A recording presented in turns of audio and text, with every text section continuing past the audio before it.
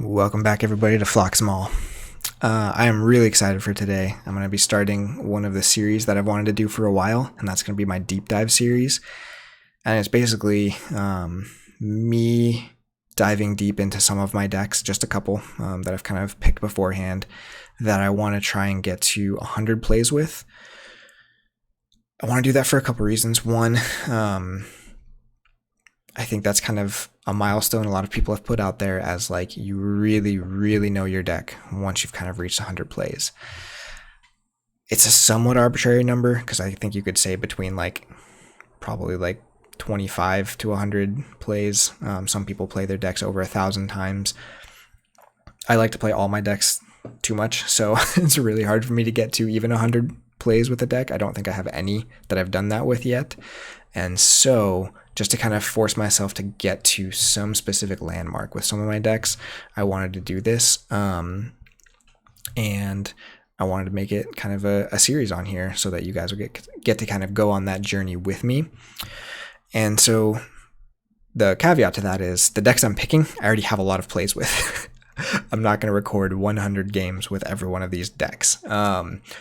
This one is the first one I'm going to be doing, and I already have 85 plays with this deck. So really, I'm going to try and record the next 15 games with this deck and have that be kind of the start to this series. And so it's not supposed to be an every game recorded so that you can see me play 100 games with the same deck. It's more just to kind of share my experience of doing this with some kind of snapshots and just get to play the same deck over and over again and talk about why I like it, kind of what the strategies are behind the deck, and what I've kind of learned in doing that many games with the deck.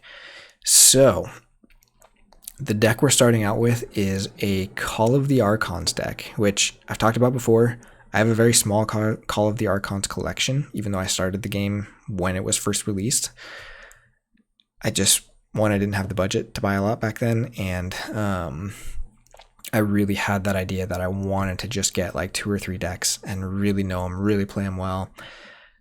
And I just found out pretty quickly that I didn't have decks to compete in Call of the Archons. I think once other sets came out, I did start playing some of those other ones more, and they have been fun, but they're not competitive. And Keyforge was kind of the first game that I really wanted to be like in-person competitive with.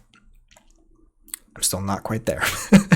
But yeah, so I don't have a lot of Call of the Archons decks, and I don't have many that are good or that I really like. SAS is probably most accurate with Call of the Archons. That might not be 100% true, but it's probably more closely accurate than a lot of other sets because Call of the Archons can be very straightforward and less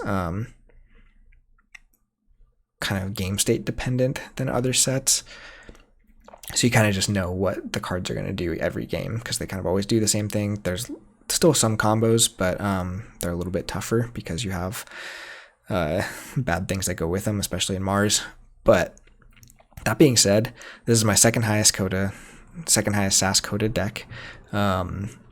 But it is by far my favorite of the small collection I have, and it's a deck that has served me very, very well in so many different formats, lots of different kind of tournaments, whether it's been SAS bound or SAS cap or just kind of different restricted formats and stuff like that. It's not a top tier competitive deck, but it's a very consistent and very surprisingly good coded deck. So for this video, I'm going to talk through it a little bit more and then we'll get into some gameplay, but let's just go through the houses here quick. So we have Logos, Sanctum, Untamed, which if I was to pick the houses I wanted for like my favorite Call of the Archons deck, it would probably not be any of these houses. I would probably do something like maybe Logos, but Mars and Dis are probably a lot more up there, and Brobnar I think is really fun too in Call of the Archons. So this one is surprising to me that I like it so much, but like I said, it's just a very consistent deck. It kind of does the same thing almost every game while still creating very interesting and complex situations based on the matchup. The deck itself, it's not super complicated, but it has certain cards, especially things like Glorious Few. For each creature your opponent controls in excess of you, gain 1. The deck doesn't have a true board clear, but it has Glorious Few and Phase Shift and Key Charge and just all these kind of ways to really punish your opponent for getting too far ahead of you on board. And so that in itself just creates so many little like chess scenarios where there's just lots of little things to think about, even though the moves you can make are all pretty simple. Knowing which one to make and what time and stuff has actually been a little bit more complicated than I would have expected from this deck. And I think those are some of the reasons why I like it a lot. It's just a very kind of fun, simple, but also like complex in its simplicity kind of deck. The Logos is just solid.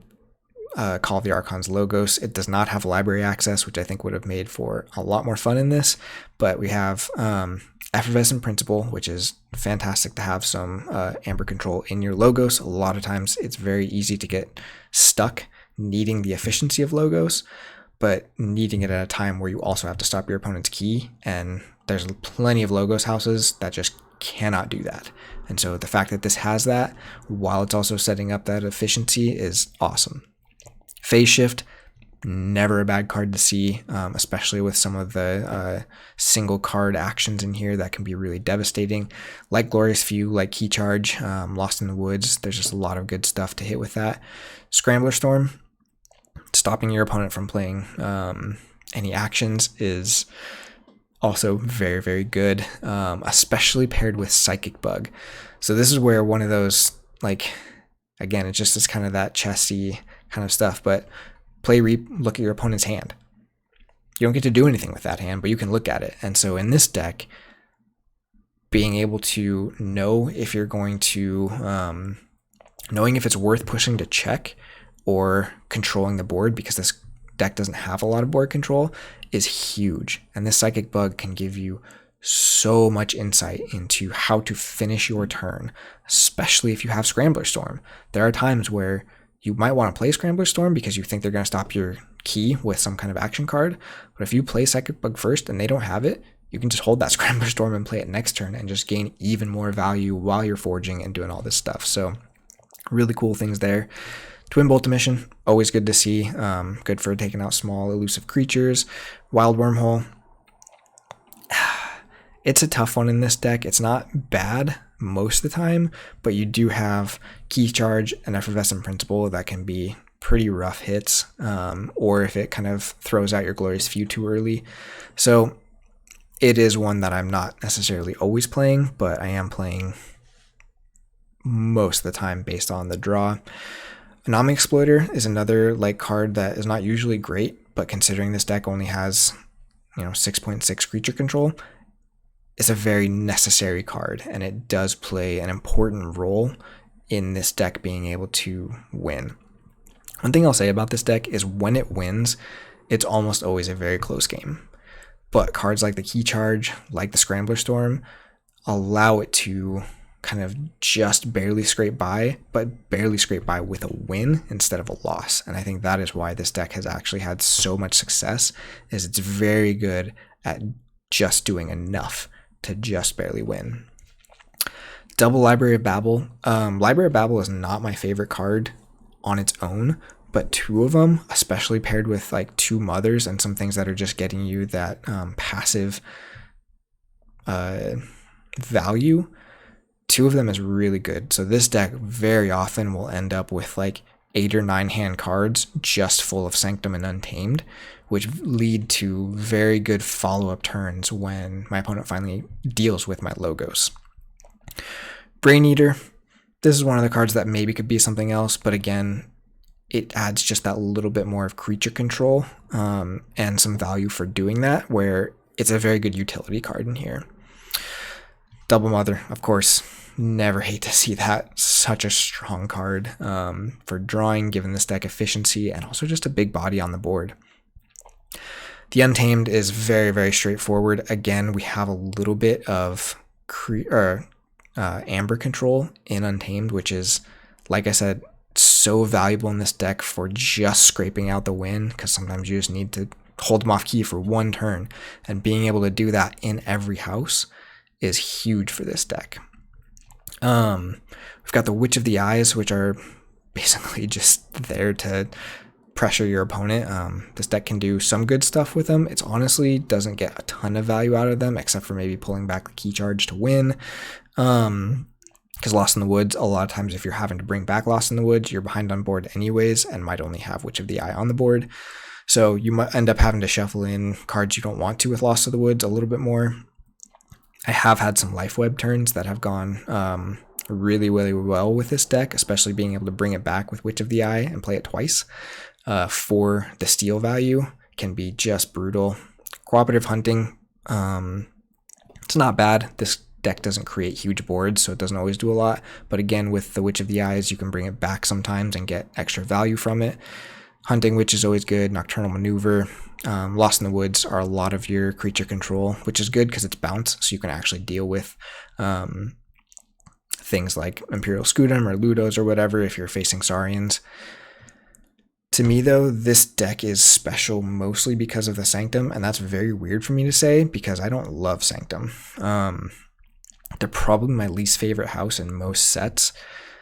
I think because I've just thought they were kind of boring or very straightforward. I like a lot of combo-iness, and Sanctum is very much just like big bodies on the board protecting and fighting and stuff like that. And so they've never kind of scratched an itch for me. But in this deck, they enable the other two houses in such a big way while also generating a lot of value themselves.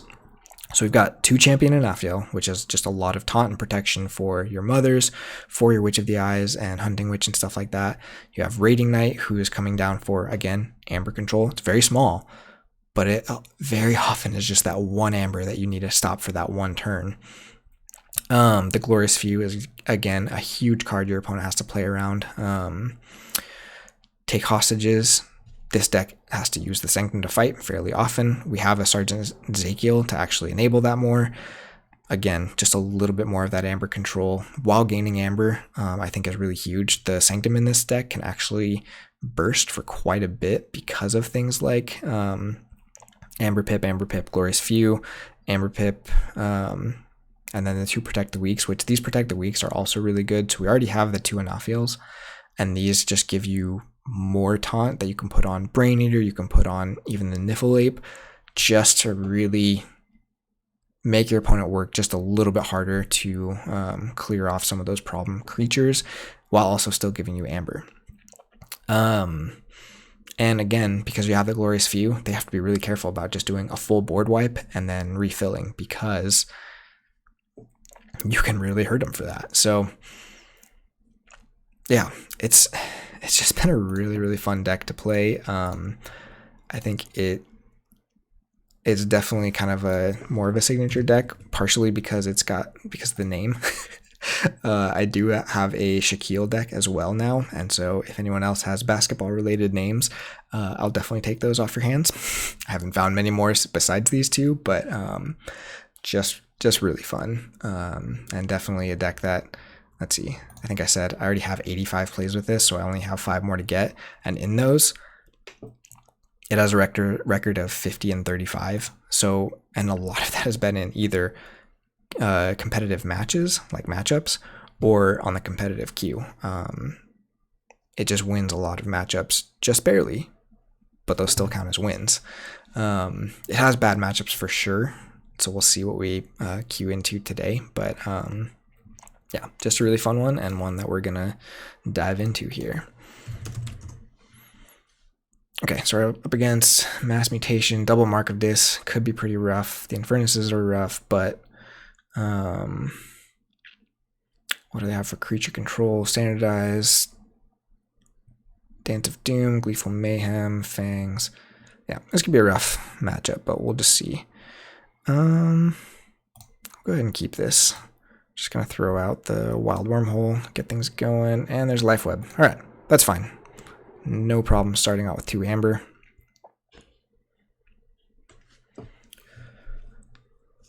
So this is definitely a deck that we're just going to end up having to race. We do have some answers to things like the Daughters. They do have a lot of creatures, so maybe we can get a lot of value from the Glorious Few. Let's see. Let's plays Gorvenal, smites the Gorvenal just to ready and use it. I unfortunately can't quite kill it with this Sergeant Ezekiel play, but I think I just go for it anyways. So we're going to play the Raiding Knight. I'll go ahead and just protect the weak on him to give him some armor.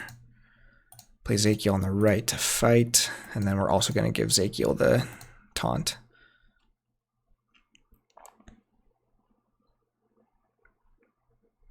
So I could get Mark of Dis here, which wouldn't be the worst, because we have some good follow-up. And if he does something like Dance of Doom to kill those, he's also killing his own creature. Let's see, I'm just trying to see what else they have that could be problems. I mean, it's a rough matchup for me, for sure. There's a lot of value in this deck, and the Disruption especially could be tough. Infernus is okay against this deck, but it's not crazy, because this deck, against something like that, this deck actually gets a lot more value out of its board than you would expect. And so we'll see what we can do there. If I don't get Marked of Dis, I might actually go back into Sanctum anyways. The reason being, the Psychic Bug will give me a really good chance of being able to force a key through. Depending on what they have in their hand, and so I kind of want to hold that until we can go to check, which should just be one more turn depending on what they do here.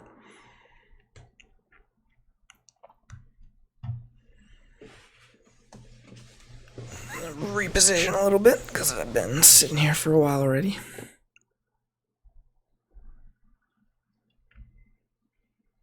Not sure what they're thinking through at this point.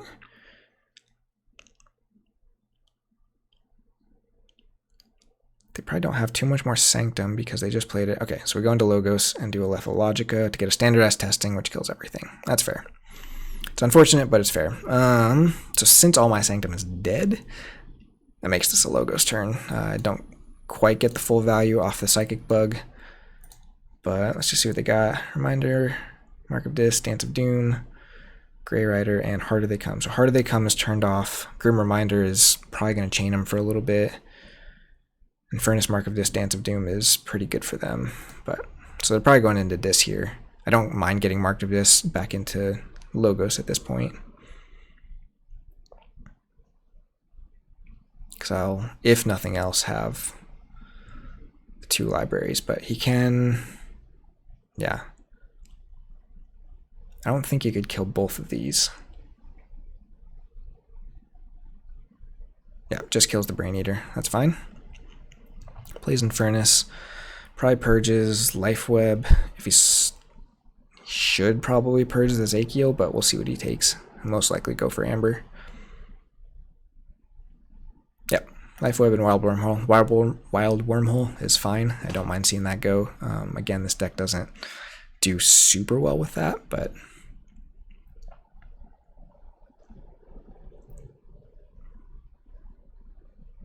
we have a fine Sanctum follow-up turn after this Logos turn, and I really, again, don't mind going back into Logos at all here. Get to kind of build up a little bit, just reap. I am going to hold this Effervescent Principle until I see the second Infernus. He's still holding that Grim Reminder we know now, so I'm going to try and not kill that Infernus for as long as possible. I do wish I could have protected this here, but that's okay. So probably going to have to purge that Harder They, or discard the Harder They Come. Actually, that one probably doesn't do anything here, does it? Yeah, 5 or higher, so. But they are going into Sanctum. Grey Rider to fight. That's fine. Ardent Hero. Okay, so I can go to check in Sanctum here, so I think that's probably just worth it. I could have taken one more turn to just draw, but if they'd had more Amber, maybe I would have to play the Effervescent Principle. Okay, so capture 2, go to check. Actually have a pretty decent Untamed follow-up coming now. We'll see if they let me forge. That will be a really big check for what I want to do here. Goes back into Sanctum. Plays a Fangs to probably purge, yep. The Staunch Knight. So they have Fangs and the Harder They Come. That's interesting. Fights and then Reaps to fight again, which is actually fine with me because that means... Okay, so he killed his Infernus so that his Grim Reminder can hit that next turn. But we do forge the key. So if he goes back into Dis, and I play this stuff out, he could force me back into Untamed, which means he'd probably get the key through. So I think I actually just EP here and draw and see if we can get one more Untamed creature just to make this a stronger Untamed next turn. There's a key charge. Probably don't want to see that quite yet. Oh, sweet, and we get the Twin Bolt, so we can take care of the Grey Rider anyways. Fantastic.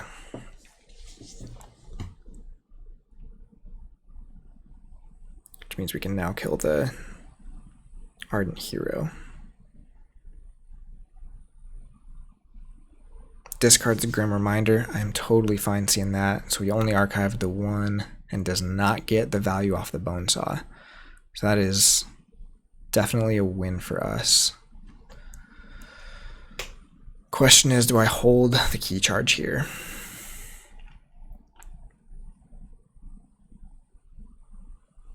Do I force him to fight into some of this Untamed stuff? I think so. I still have some other cards I can win with here.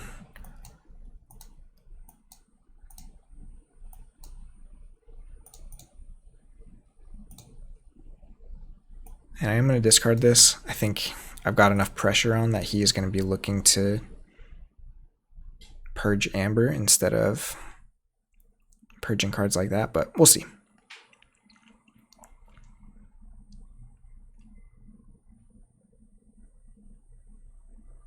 And that was actually the chain from the Effervescent Principle getting me there. So low value, dis turn here unless he has the mark, which would be pretty rough. Yeah, really wouldn't be too bad. I don't mind tossing these two back into the deck. Still haven't seen either of our mothers, which is definitely hurting us, but it means we're going to have a pretty solid late game with what we're seeing here. They're probably deciding if they want to hit the key charge or not. Honestly, right now, key charge and Effervescent Principle is probably their best purge, but we'll see. Might go for the Psychic Bug and Hunting Witch.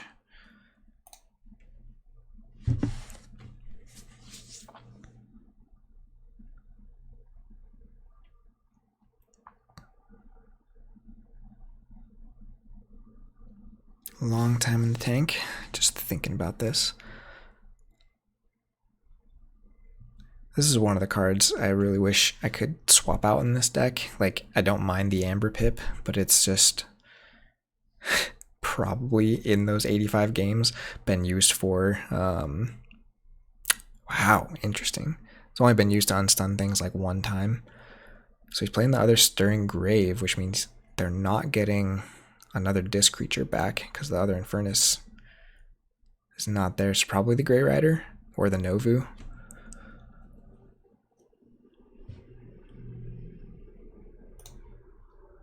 Interesting, but yeah, almost never get any value off this card aside from the Amber Pip. So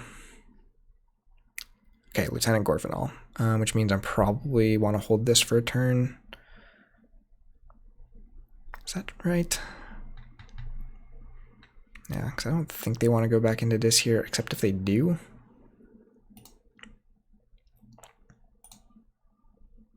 I really need to find my Logos, so I think playing this is probably... Nah, let's go Untamed. Just not give them the mark play for one more turn.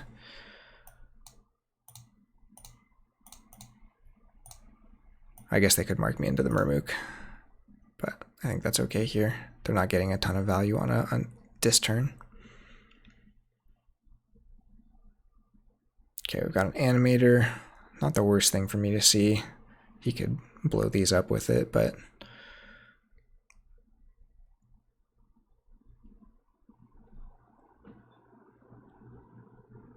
oh buddy. That is stuff that I need to take care of pretty soon here.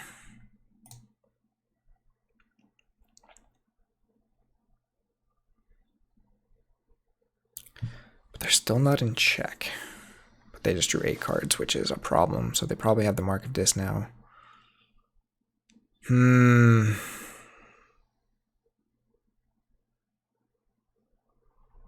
going to go Untamed once more and see if we can draw that Glorious Few.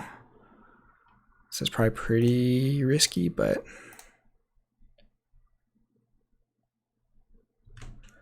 do I want to shuffle the Murmook back in or not? Because I definitely don't want this to get marked next turn. So I think I'm actually going to discard it and then shuffle here. And we're going to do the Demobot and one of the daughters. Okay, no Glorious Few, but we've got some good Logos value going now. It's possible we draw the Phase Shift with the libraries, unless they blow them up with the Animator. Going Sanctum. Okay, so Gorvenal is probably coming down.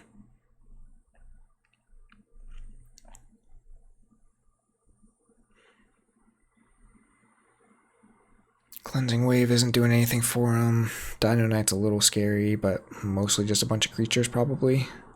Because they've played most of their Sanctum actions.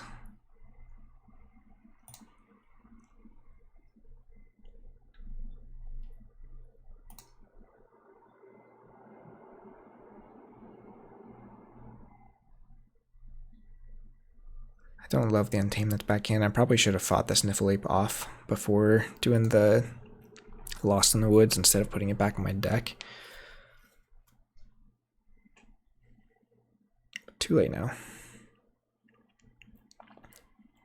So I wonder if they're trying to decide how many creatures to play here, but it looks like they're just going to go for it. So I think either way at this point, in a couple turns, we're going to get some really big value off that.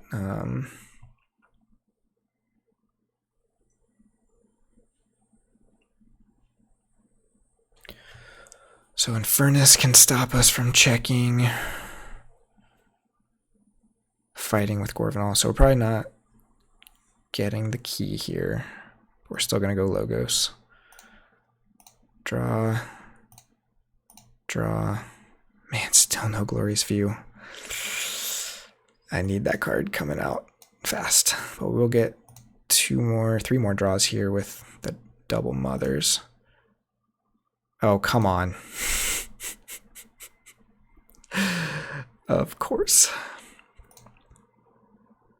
Okay, so captures 2 on the Baronon.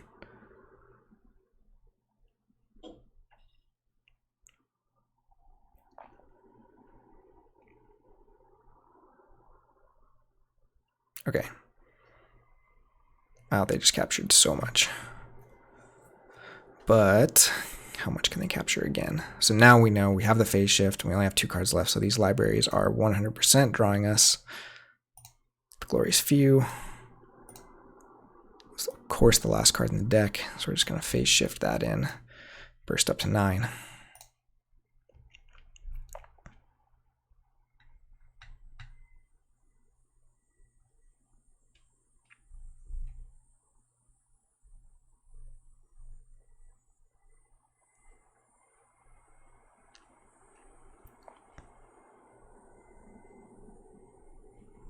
Okay, so just rebuilding some Logos board. They've got the key lock. That's unfortunate. That's really unfortunate unless they actually stop me here.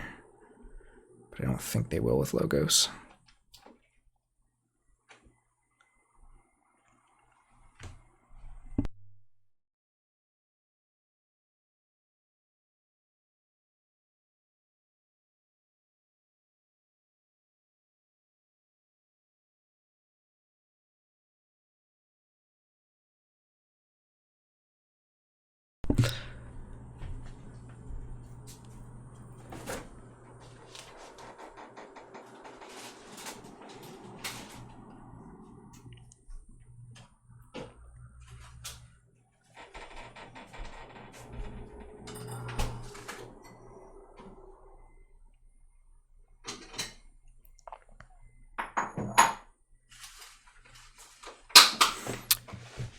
It's interesting that they chose to stop me from forging here. I could... Oh, they're not ready to forge either yet, so... At this point, I think we're just cycling to try and find those Lost in the Woods again. So let's just dump some of this Untamed. Let's see, we're going to turn off...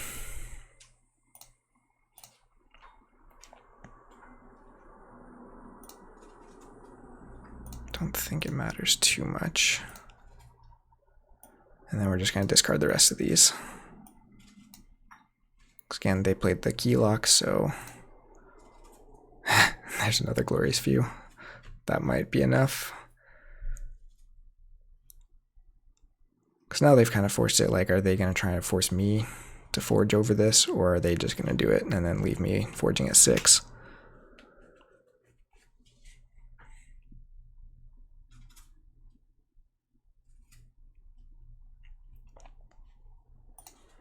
Nothing for them to hit with Infernus now unless they're hitting their own.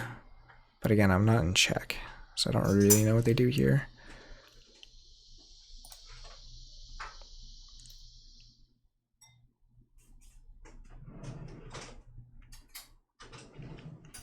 And they did not purge the key charge, so if we burst up again with the Glorious Few, there is a chance we just key charge next turn for the win if we can draw it. Because yeah, we're going to force them up above 11, or up above 9 now. Okay, so we're going to go Sanctum, Clear Mind, Glorious Few, discard, discard.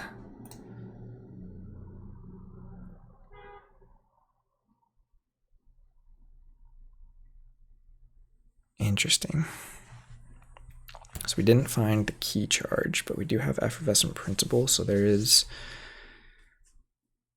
a chance we still can win this. What did I need to see there? Probably needed to see one of these. So I could just bounce a couple of these, but so they're going to get to check here.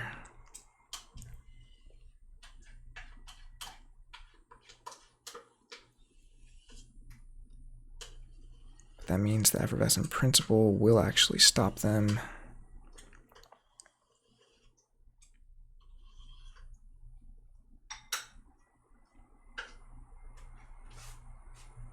Maybe.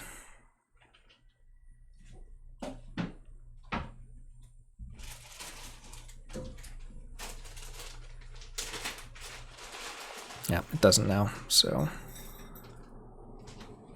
gonna have to draw something.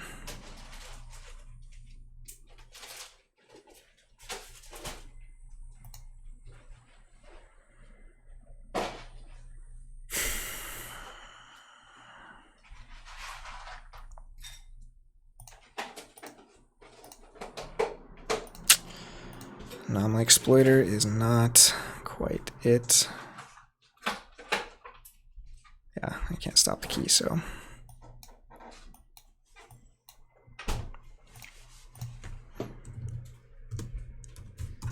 Good game.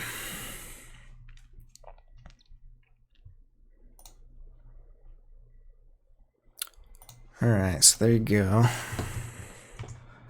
It was definitely a tough matchup, and those are the kind of things where it's like, if I don't get stuff in the right order with this deck, it's just not going to work out. Just why I said it was going to be a tough matchup from the get-go. Just a little bit too much targeted creature control. There was, I mean, rough draw order to begin with, which happens with this deck. It's just kind of the reality I need to see. Well, it happens if the mothers are at the bottom of the deck, right? Those and the Glorious Few were really low down there, and it makes a huge difference if you kind of find them earlier on. So this time we're going to mulligan. And still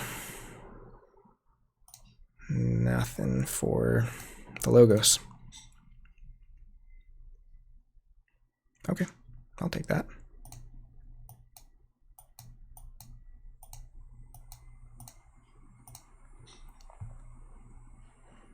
Got no problem taking your amber. I should probably look at their deck, huh? Double Exalt.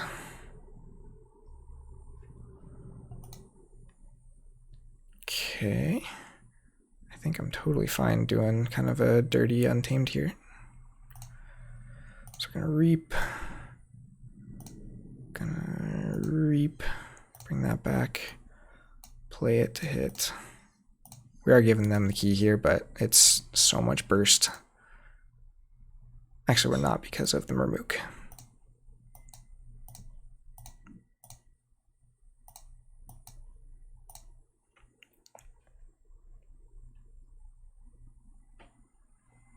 And again, against Mass Mutation, I'm not really worried about staying to certain amber levels. I'm just trying to make a lot of amber, so we'll see how they follow up. I might still hold the Sanctum for 1 or 2 more turns just to see if they can build a bigger board. Not sure that's what this deck is doing, but okay. Let's see. Really, even hitting Effervescent Principle here isn't much of a problem, so we'll just play this for a Phase Shift. I will take that.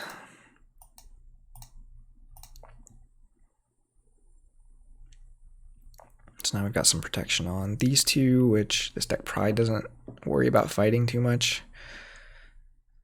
Where the Ides could kill the champion. Secret Needles.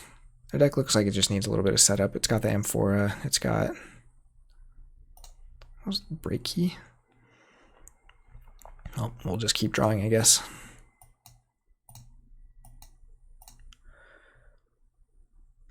Nice Knight. Okay, so they're probably trying to... well, not sure what they're trying to set up here.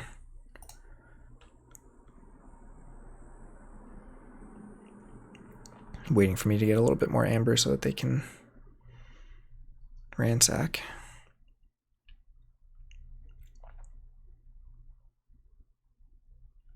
Humbles, so that's a amber gone. That's unfortunate. Is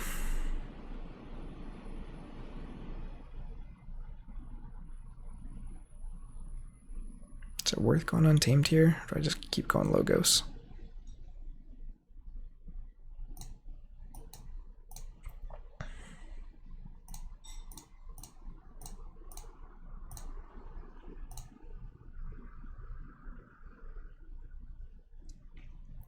Okay, so now we see some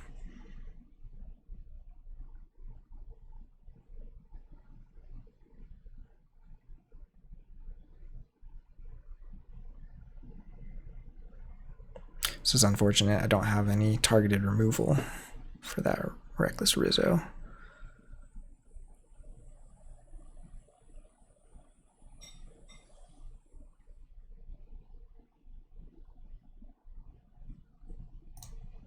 Go Untamed here.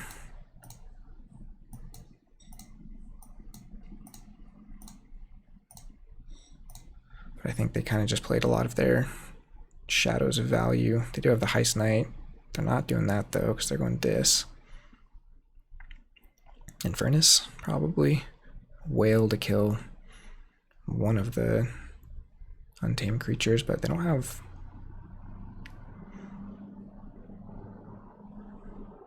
ton of creature control in Dis. Oh, I missed the Implosion. That's too bad. So they've not used the Reckless Rizzo yet. So I could try and kill it. Let's just get some...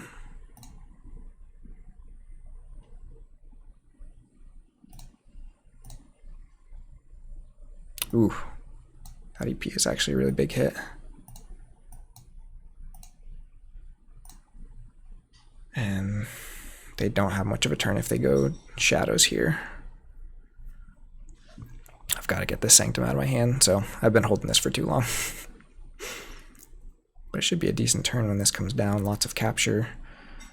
And they just don't have... they don't have a true... yeah, so they just stole for 3. Man, do I do one more still? Because they're not forging yet. I could kill the Reckless Rizzo. they've drawn 1 card.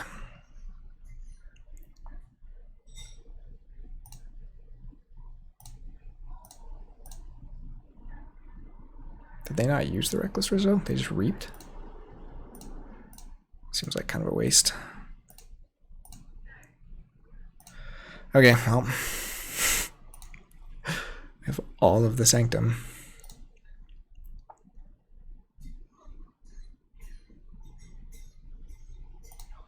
It's fine. If they want to get... Yeah, Lost in the Woods and Wild Wormhole is not the value in this deck, so... They're still not forging, so we're just going to dump the Sanctum here. Let's give this to him. Put Sackles on the right. This to him. I'm going to discard this. Raiding Knight. Staunch Knight. Capture 2.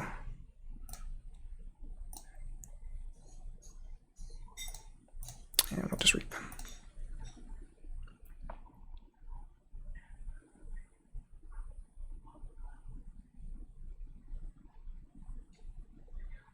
Okay, I actually was not thinking about Good of the Many. I probably should have.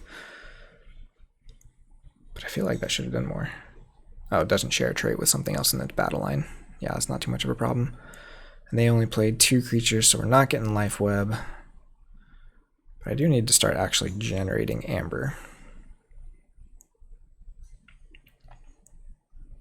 So let's do Untamed. Gonna reap, play the Life Web. Let's play this to kill. I'm just gonna kill the Faust. Play Lost in the... Oh no, let's do the...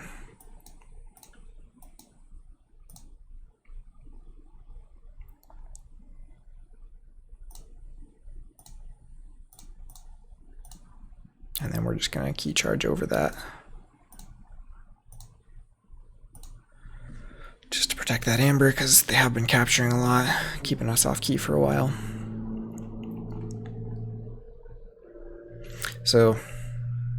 I think that Sanctum turn, which obviously I was able to draw a lot of Sanctum, which is pretty lucky, but that Sanctum turn is what can really make this deck good, is a lot of people will be forced to use their creature control on all of the Logos and Untamed because they're kind of witches and they're scary and stuff, and then the Sanctum just ends up kind of sitting here protecting and kind of gaining value and stuff.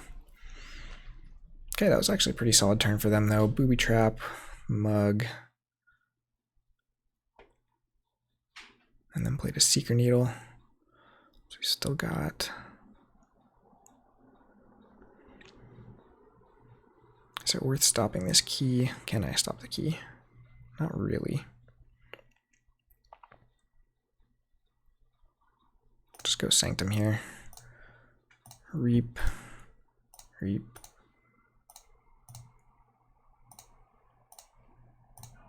And then we're gonna just fight this guy into Infernus. Now we have the Scrambler Storm on next turn. Try and shut down any Amber control they might have. Okay, Seeker Needle, the Rad Penny, makes sense. Oh, hits Champion and Aphiel. Interesting. Okay, so let's just see if we can close this out. Scrambler Storm.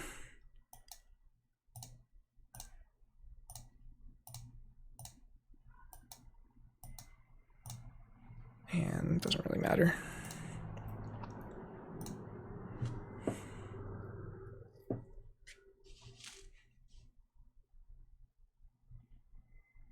Oh man, and I just cycled through too. Okay, so they were able to take me off the key. Go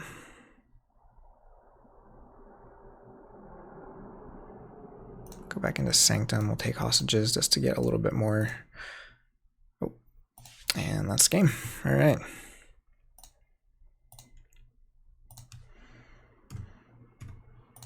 I feel like I should have been, I was not paying attention to their Amber totals a lot on that one. I was probably playing a little bit fast.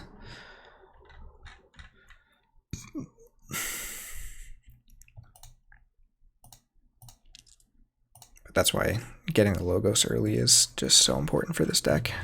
And I still didn't get it super fast on that one. I started out with all Sanctum and Untamed. But it just lets you set up so many of those kind of 5 or 6 card turns.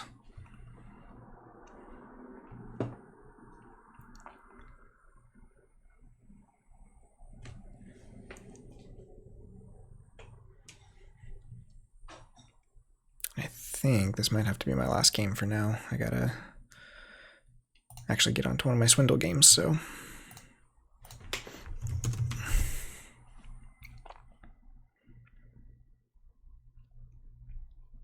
Okay, so Tribute Semper and Triple Ronnie. Creatures with Amber Control is definitely tougher for this deck, so this might be an interesting one. Go ahead and keep this. I'm probably going to go Sanctum and then into Untamed the next turn.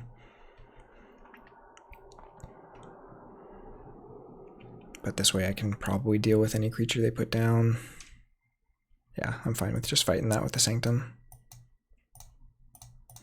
So that they're not getting the draw, even though he's got 2 more of those, so most likely they'll get some value off that. I think I still probably shuffle these in instead of any of my Untamed. I think that's one of the things with this deck that I haven't been very careful with playing today, but shuffling the Untamed in can feel really nice because it's like not reducing your big bodies on board, but they end up really clogging your deck for later. Just less good. Okay, so Saurians are coming back down. Fight Reap effects. Okay, so that one's kind of scary.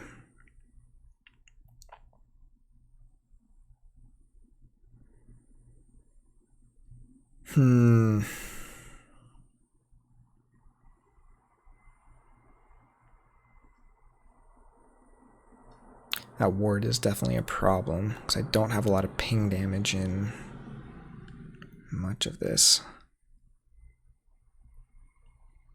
Does he have more warding?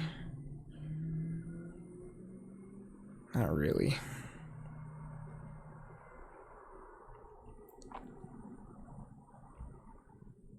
So I know I just said that, but I think I don't mind shuffling in the Murmooks here. And I really just want to get rid of the ward on that so I can deal with it later.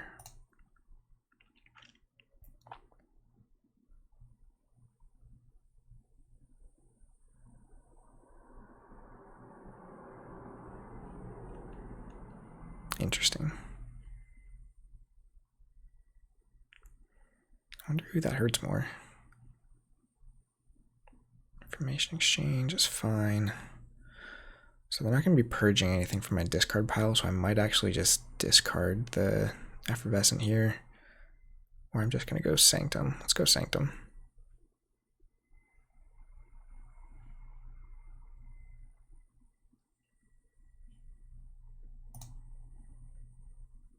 I'll put this on him.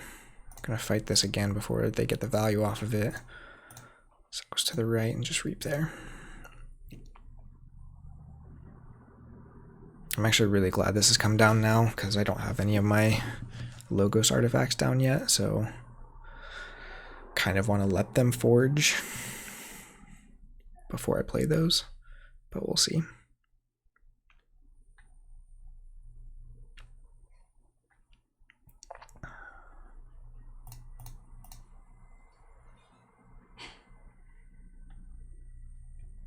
Again, we're just not seeing those mothers very early.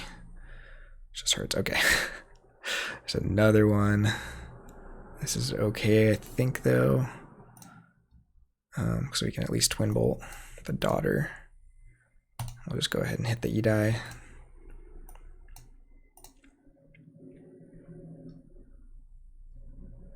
Oh, that customs office. I wonder if they'll wait to play that, though, until this goes off. Staunch Knight, that's great. And then we're just going to discard the EP. Again, because I want this to go off, I'm totally fine with them bursting here. But this doesn't seem like a bursty deck. It seems like a board control kind of outgrind, out control deck, except for all the shadows. those triple Ronnies, but they don't have one yet. So finding a key charge could actually be really important so that I can forge around those Ronnies.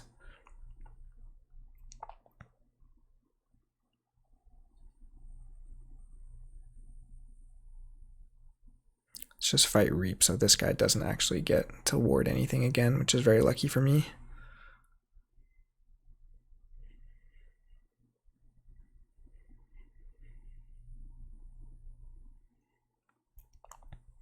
So we'll probably go Sanctum here just to try and cycle a little bit more, see if we can find that key charge.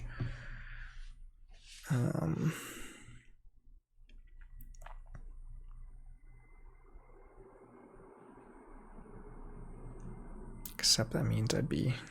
Oh. Do the failing strike.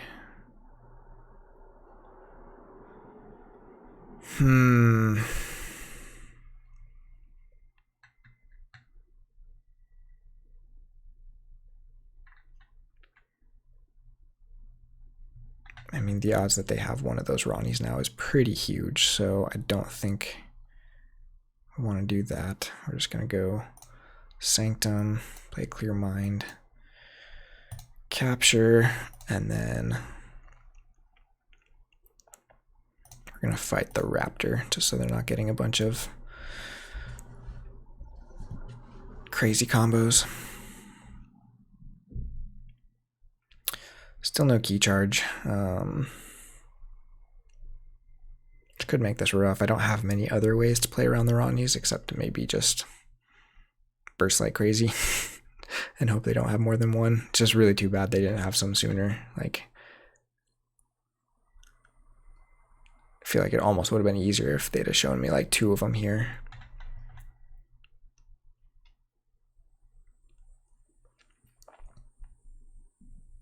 Fortunately, they do have ways of taking me off check.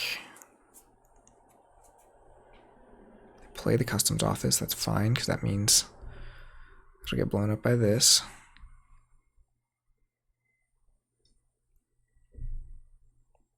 Oh, they haven't taken their archives.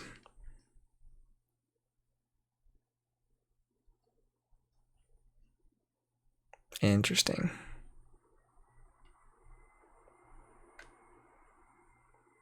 I really should have caught that.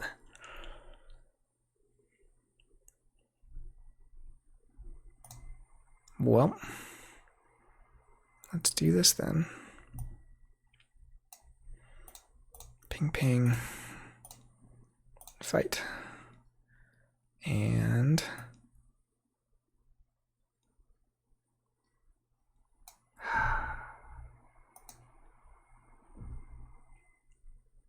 drawing 1 card isn't, there's no way that gets me to the key charge, right?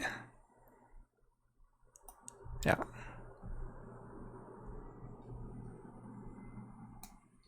Actually, I need them to gain 1 more amber.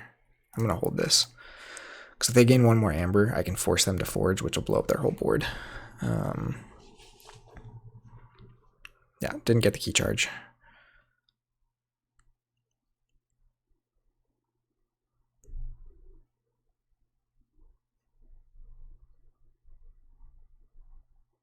The problem though is this Thero Centurion. All it has to do is fight once and then I'm not forging.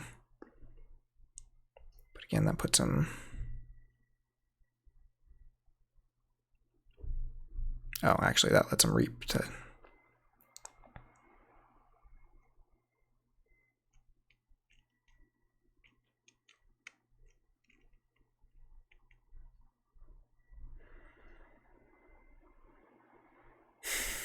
So now how many Ronnies do I think they have?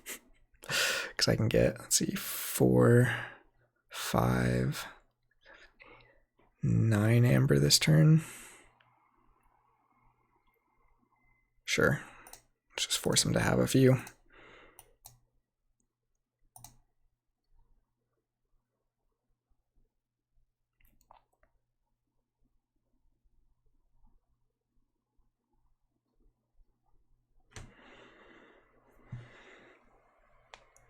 Unfortunately, 2 of them does put them into check, so... But that hopefully is kind of their last I trust no one doesn't steal anything because I don't have any creatures. Okay, so we definitely don't want to play Untamed yet. We're just going to start refilling and be happy that their big Saurian board is gone. It's too bad I didn't have that turn. That would have been pretty nice. But we'll see how they refill here. I feel like a lot of their Logos creatures are gone too, so... Double Babbling Bibliophile.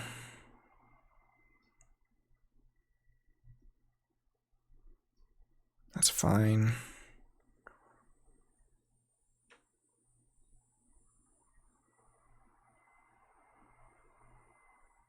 Okay, only played 2 creatures.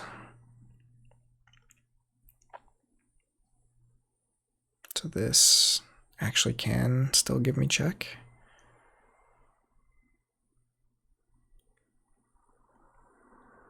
Let's do it.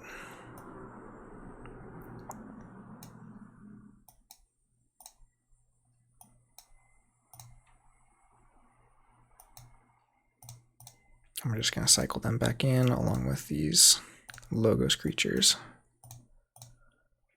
And we'll take that before he has a chance to steal more.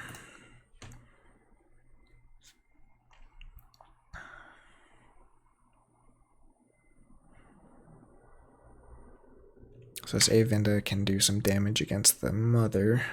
Yeah, probably going to do that.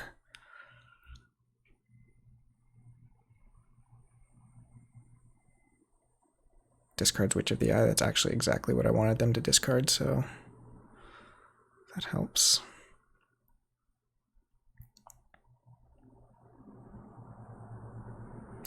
Okay, well, that's actually really scary because they've gotten so much Amber. And I have very little Amber control left. So we're going to go Logos. Oh, I guess I have the Raiding Knight too. That's fine, we'll get that later. We're going to do this to take hostages. Fight.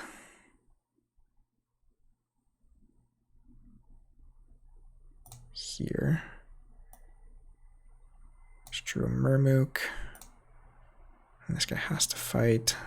I think I really have to get more capture there. I could have killed this so that it couldn't ping this guy, but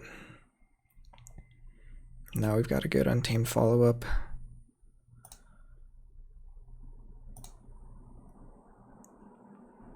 And hopefully they're sitting on a bunch of Logos creatures that don't do much for this turn. Actually, they probably have both Six Semper and Tribute at this point, but Six Semper hits this. So we haven't seen either of those yet, have we? Haven't been playing around it at all either, so this could have gotten a lot worse. Okay, Logos. That is exactly what we want to see, because it means no Amber gain there.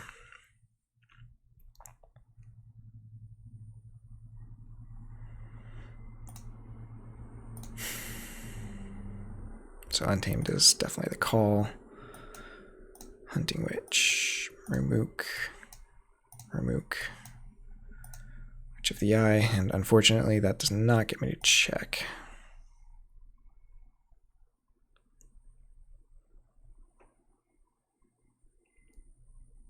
They do have to get to 8 there now if they don't kill these. But it is really sad that I just drew through because now I can't bring Key Charge back.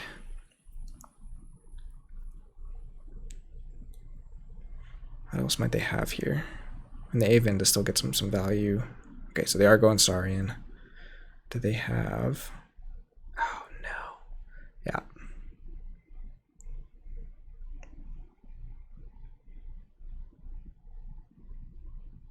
So they're trying to set up for the Tribute Six Semper play. So what can I do to stop it?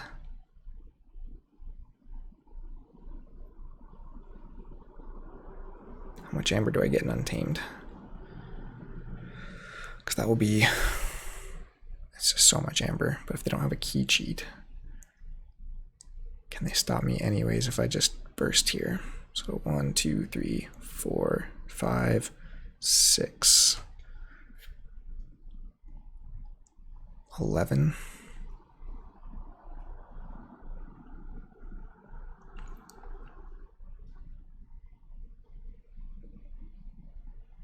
Sure.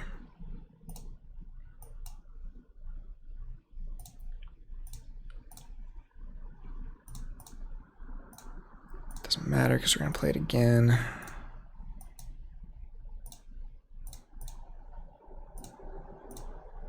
Oh, 12 because of the Niffle Ape coming down with the Hunting Witch. Right. I think that's more than they can handle.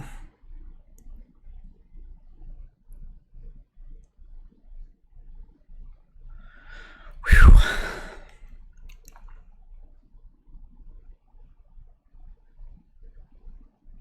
Yeah, man. This is another one of those cards that's just like, I guess they're uncommons, they're not commons, but it's just one of those combos that I've never had.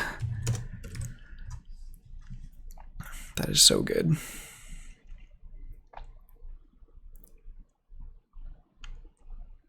Cool. It's a really interesting matchup. I probably got lucky early on, but they did allow some really big burst turns just because they were kind of going a little bit slower.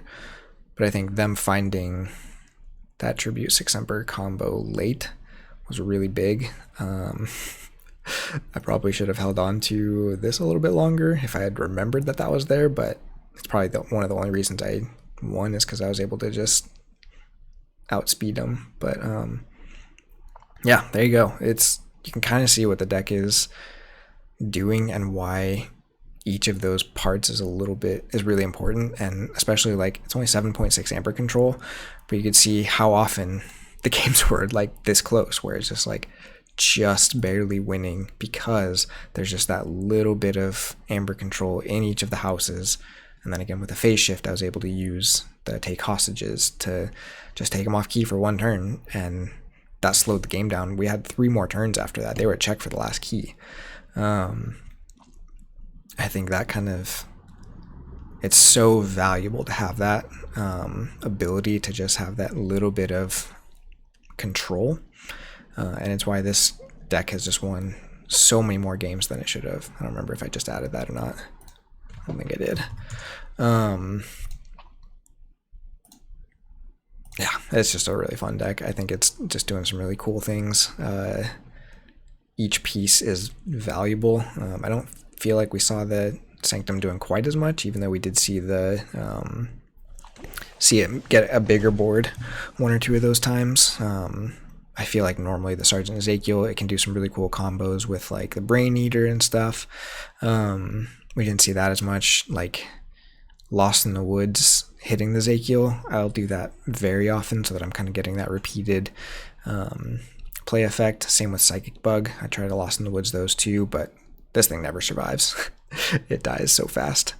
Yeah, just a fun deck. And again, we're almost 90 games in now, which is crazy, but I've had this deck for a really long time, so it shouldn't be too crazy. But yeah, that's been my deep dive. We'll keep going with this deck on these videos until I've reached 100 with this one, and then the next deck I'm doing, I think, is the one I've already showed on here a couple times, which that one will make for some really fun games, but it is going to be, where'd you go?